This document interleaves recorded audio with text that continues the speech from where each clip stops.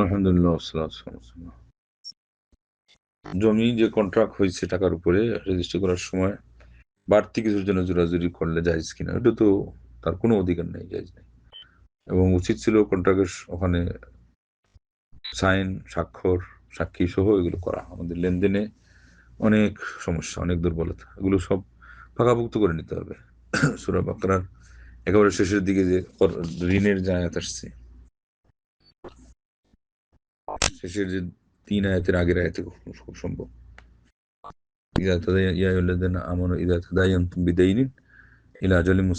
কোরআনের মধ্যে সবচেয়ে লম্বা আয়াত। এখানে আল্লাহ পাক এগুলো বিস্তারিত বলেছেন, সবিস্তারে বলেছেন। বাড়িতে থাকলে কিভাবে, সফরে গেলেও কিভাবে লিখতে হবে, সাক্ষী দুইজন না মিললে একজন পুরুষ আর তার স্থলাভিষিক্ত 2জন মহিলাও যাতে থাকে। এরপরে বলছেন আনতুযাক্কিরা ইহদাহুমাল উখরা, একজন ভুলে গেলে যেন আরেকজন স্মরণ করে দেয়। লা ইলাহা ইল্লাল্লাহ। এগুলো হলো ইসলামের বিধান। এই যে এটাতে আজকে আমরা কত শিথিলতা করি, এটা সুন্নাহ।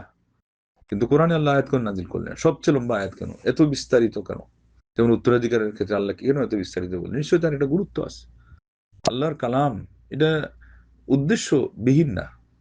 শব্দ বাড়াইলে, একটা অক্ষর বাড়াইলে এটা একটা উদ্দেশ্য আছে। কাসরাতুল মাবানি তাদুল্লু আলা কাসরাতিল মাআনি। আরবিতে প্রবাদ আছে যে শব্দ যে তৈরি হয় বেশি অক্ষর নিয়ে, ওটা একই ধাতুর হওয়া সত্ত্বেও অর্থ বেশি হয়ে যায়, গভীরতা এসে যায়। আর রহমান থেকে আর রাহিমের মধ্যে একটা শব্দ খুব সম্ভব বেশি, কিন্তু আর রহমানের মধ্যে পরম করুণাময়। আর রাহিম অর্থ হচ্ছে অতি দয়ালু।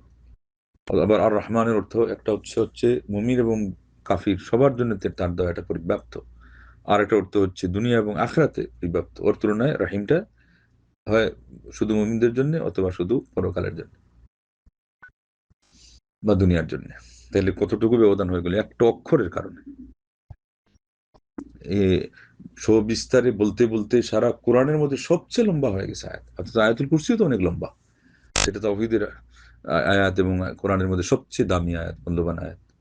তার চেয়েও লম্বা ঋণের আয়াত, অথচ মানুষ ভ্রুক্ষেপই করে না। বেশিরভাগ পরিচিত হলে, খাতিরের হলে আরো না, অথচ ওখানেই তো লাগে বেশি। শেষে গিয়ে দেখেন ওখানেই লাগে বেশি। আর আজকাল খাতির কোথায়? খাতিরকে দিয়েই তো মারে। এই যে কোথায় আবার কোথায় এসে গেল, সোহাগ ভাইটাকে যে হত্যা করলো, কাকে দিয়ে ওরা কল করাইছিল? ওর বন্ধুকে দিয়ে। দুনিয়া গেছে কোথায়? दुनिया बिगड़ गई दौलत के वास्ते, मतलब को ले चले मजहब को ले चले मतलब के रास्ते। দুনিয়া আজকে বিঘ্নিত হয়ে গেছে, তার সকল নিয়ম, তার সকল রীতিনীতি আজকে বদলে গেছে শুধু টাকার ধান্দায়। এমনকি দিনকেও মানুষ ওই স্বার্থের মধ্যে নিয়ে ব্যবহার করছে। এটার জাজ্জলমান উদাহরণ মাদ্রাসার বিভিন্ন প্রতিষ্ঠানের আলিম ওলামাদের, হাফিজদের অবস্থা দেখলে ব্যবসা বানাই ফেলা দিছে অনেকে। পুরা হাফিজি মাদ্রাসাগুলিকে অনেকে ব্যবসা বানাই লেছে, কেরাতকে ব্যবসা বানাইছে অনেকেই। কিন্ডার গার্ডেন এগুলো ব্যবসার খাতিরে চালাচ্ছে, শুধু পেটের খাতিরে দেখাচ্ছে সব দিনের কাজ। এগুলো আজকে যদি দেখা যায় আর আল্লাহ যদি পাকড়াও করতেন, কি এখন আমাদের উপরই কাজ হয়ে যেত। লা ইলাহা ইল্লাল্লাহ। তো এই জন্য ইসলামের নিয়মগুলো ফলো করা। দিন দুনিয়া সব রীতিনীতি পাল্টে গেছে। এখন এই পাল্টার কারণে অনেকে হকটা বুঝতেই পারছেন না, যে এটা তো সবাই করতেছে, অমুকও করতেছে, উনিও ধার্মিক। এই যে আগের ফ্যামিলির দায়িত্ব নিয়ে নিবে একটা, দেখলাম কম বয়সের, উঠতি বয়সের, এটা ইলিম কালাম তো কিছুই শিখে নেই, মূর্খ। কেরাত পাড়ে। ওই যে জুবায়ের তার বাপ ভিক্ষা করতেছে মসজিদ দরজার সামনে, এটা নেটে আসছে।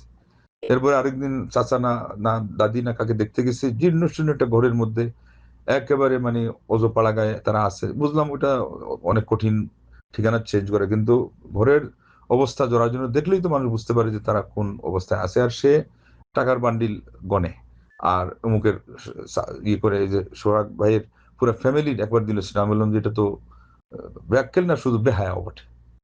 এবং এই যে হারাম ব্যবসার কারণে এখন রক্ত মানে টকবক, মানে সেবা, ওগুলোকে সেবা নাকি, ওগুলোর কারণে তো ফিতনায় পড়ে, সমাজে মানুষ ফিতনায় পড়ে। আর আরেকটা হলো যে সে ওখানে গিয়ে তেলির মাথায় ঢালছে তেল, হয়তো দেখা যাবে তার আলহামদুলিল্লাহ যে দোকান আছে, ব্যবসা প্রতিষ্ঠিত, বাপ হারাইছে তারা, এই জন্য ছোটরা এতিম হয়েছে, কিন্তু তারা তো অত অসহায় না। এরপরও সারা দেশ জেনে গেছে এটা তোমার এখানে কিসের মধ্যে ঠেকা পড়লো যে তুমি দায়িত্ব নিয়ে নেবে। এরপরে ওনার একটু কাণ্ডজ্ঞান ফিরছে, বলে যে সে ওই ছোট ছেলের লেখাপড়ার দায়িত্ব নেবে। হতে পারে যে তার বাপের যে সম্পদ আছে তোমাকে লেখাপড়া করাইতে পারবে এখনো, আর তোমার তো লেখাপড়া বাকি আছে।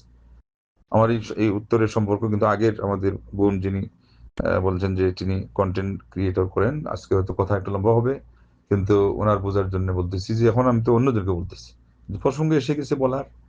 আল্লাহ পাক কোন কথার মধ্যে কবুল নিয়ত রেখে দেন আমি জানি না।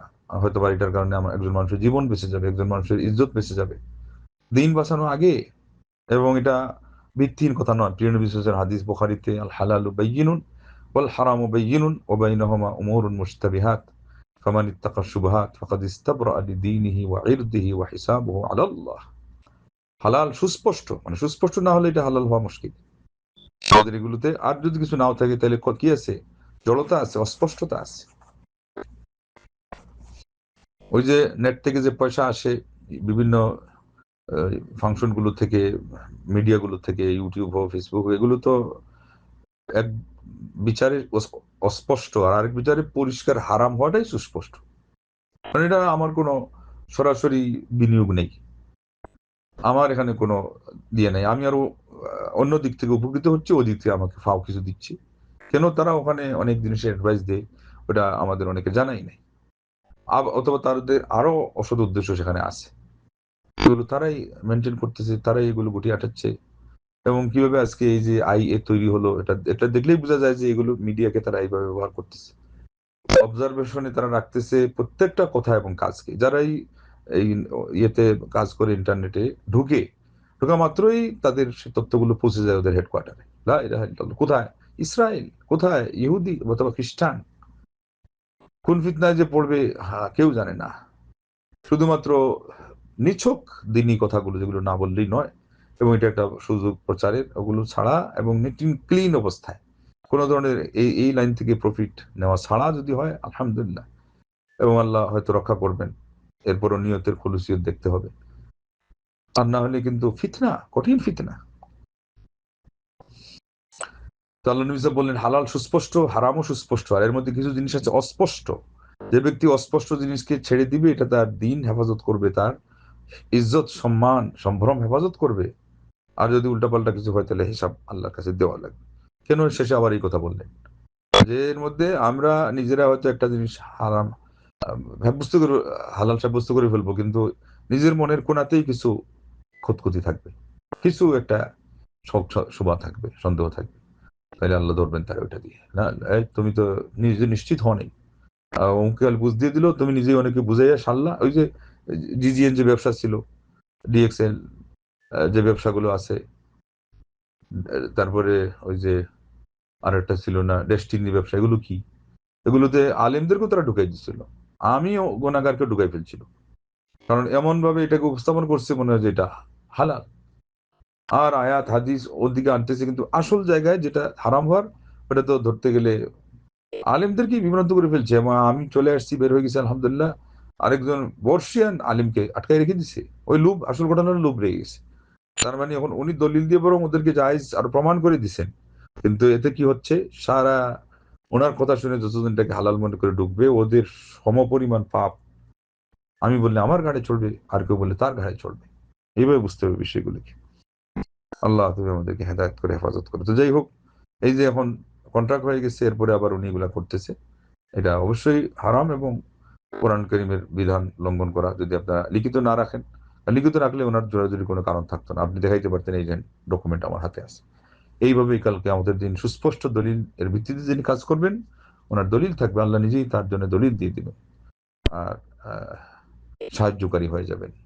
আর ওগুলো না থাকলে দুনিয়ার যতই দানাই ফানাই এটা সেটা, কালকে আমাদের দিন পানি ধরবে না, কোনো জিনিস দিয়ে ভর দেওয়া যাবে না। আল্লাহু আকবার।